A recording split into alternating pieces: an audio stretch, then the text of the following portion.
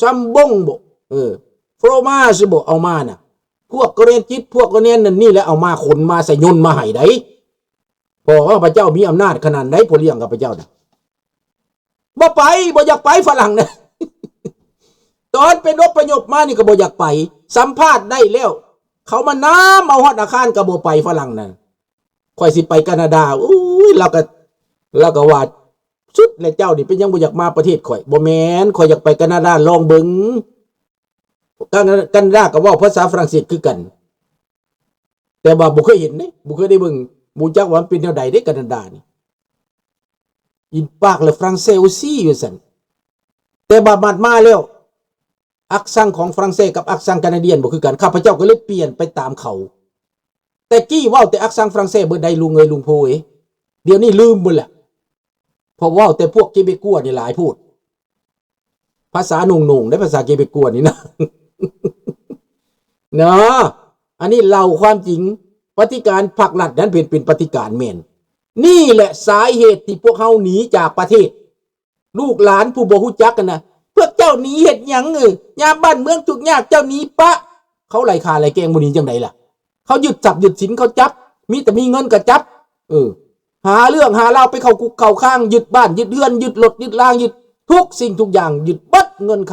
ำตกทุกข์ได้ยากเบิดคนมีก็กลายบ่มีเงิน10 ล้าน20 ล้านเหลือมาบ่ยังจักกี่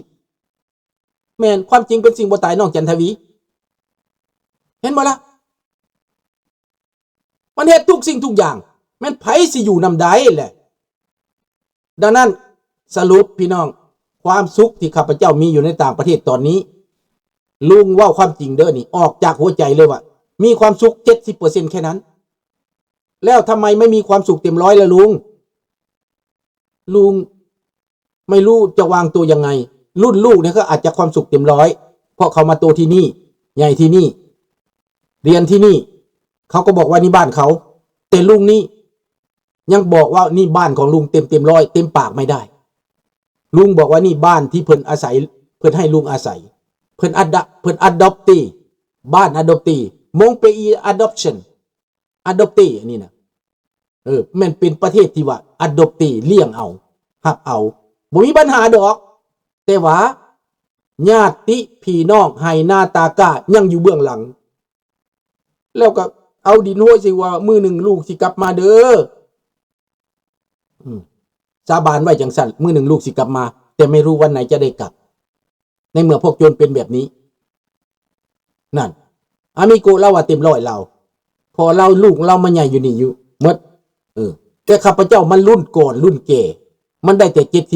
80% เห็นบ่ดังนั้นรุ่นลูกเขานี่อาจจะ100เขาบ่สนใจในเมืองลาวแล้วเขาบ่มักเมืองลาวแล้วเขาว่าเมืองลาวเจ้าสิไปหยังอีพอมันถูกที่ตายเขาบอกกัดกดขี่ข่มเหงกันสิตายบ่ปลอดภัยเขาอ่ะอ้าวก็พ่อขึ้นฮอดได้สั่นบ้านเกิดเมืองนอนของพ่อได้สั่นกลับมาเลยลุงวงเดอะแอ็กไซด์เขาก็กลับมาแล้วโอ้ยสิกลับมาก็บ่กลับดอกคันยังเป็นเผด็จการยังเป็นระบอบแบบนี้สิเอาสะแนนคำมาก็บ่กลับดอกลูกเอ้ยหลานเอ้ยอันนี้ว่าความจริงเด้อสิวง X 2 X ไซด์กลับมาก็กลับมาเถาะกลับมาก็บ่ได้มีหยังค้ำประกันดอกบ่มีเบิ่งความเว้าของบักอันนั้นวงสวรรค์มันเว้าดูคนมันบ่ได้มีเจตนาดีนำกันดอกสบายดีพรไสบ่มีไผจะกลับมาอยู่ในอำนาจเผด็จการนี่ดอกสิกลับไปเพื่อหยังแหละเห็นบ่ล่ะเขารอดจากเงื้อมือมัจจุราชแล้วเขาสิเลาะกลับไปเข้ามือมัจจุราชก็มีแต่ลาวลิงมีแต่เส้นสายของมันกลับไปพงเดอะเอ็กไซด์นี่เขาก็กลับไปพวกเขามาโฆษณาส่วนเสือให้เจ้ากลับขึ้นไปว่าความสะดวก1แล้วส่วนหลายนี่เฮาก็บ่จักว่าคนเวียดนี่เขาสิกลับได้ง่ายอยู่คันคนเวียดพวกซอดเวียดพวกหยังนี่เขากลับได้ง่ายแต่คันลาว 100% นี่ยากเด้อพี่น้องหรือว่าครอบครัวตระกูลอีกแบบนึงน่ะยากเด้อเนาะเอาละสรุปเท่านี้พี่น้องมื้อนี้ขออำลาพระจากเท่านี้และก็มื้ออื่นก็พบกันตอนข้าพเจ้าให้เบิ่งหน่อยนึงเด้อมื้ออื่นเด้อข้าพเจ้าว่าพวกเอ็กไซนี่ ส่วนหลายก็มีเวียดผสมเด้แม่นบ่มีบ่ลาวสดๆมีบ่กลับไปบ่ได้น้องรัตวรอ้ายบ่เสือเพราะอ้ายอยู่ในทันแถวพวกนี้คันอ้ายอยากอยู่น้ำเขาน่ะนะคันในพลได้ 100% แล้วอันนี้นะ 100% โลดดาวติดบ่าเป็นนายพลรวบเป็นรัฐมนตรีเป็นผู้สำคัญในรัฐบาลเนี่ยอันบักหนอมพวกมันตายนะแต่ว่าเป็นหยังมันเป็นหัวหน้ากลุ่มผู้แน่น่ะความหู้ลุยที่สุดบักหนอมนั่นนะข้าพเจ้าจื้อมันแล้วบัดนี้บ่แม่นบักหนอมบักแหวง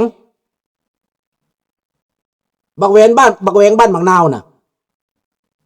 ได้หัวหน้ากลุ่มได้น่ะเรียนหนังสือซุยที่สุดเซ็งก็บ่ได้บักนี้นะแต่ได้หัวหน้ากลุ่มขนาดมันบ่อยู่ในวงสำคัญคือข้าพเจ้าได้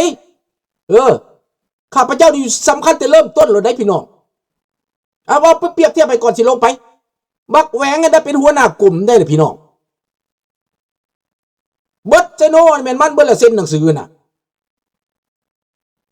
เบิดสวรรณเขตน่ะอนุญาตนั่นอนุญาตนี่มันเบิดแหละตายแล้วมันตายแล้ว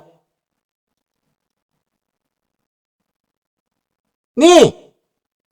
ข้าพเจ้าอยู่เหนือกว่าพวกนี้นะเขาบักแหวงยังบ่ได้มีบทบาทยังเบิดแต่ข้าพเจ้านี่เข้ามาปุ๊บข้าพเจ้าสังกัดโลด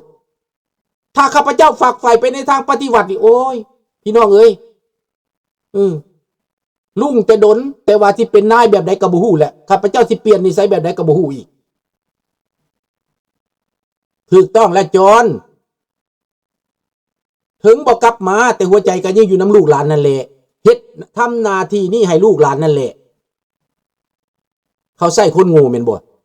นี่อันนี้เว้าความจริงเด้อพี่น้องเด้อพี่น้องคิดว่าข้าพเจ้าเว้าจริงบ่นี่นะเว้าออกมาเปิดใจออกมาเบิดเปิดใจให้ฟังเบิด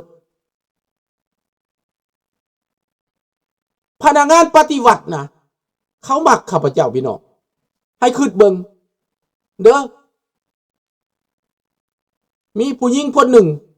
ก่อนข้าพเจ้าสิขานน้ำของนี่นะมันเป็นลูกน้องข้าพเจ้า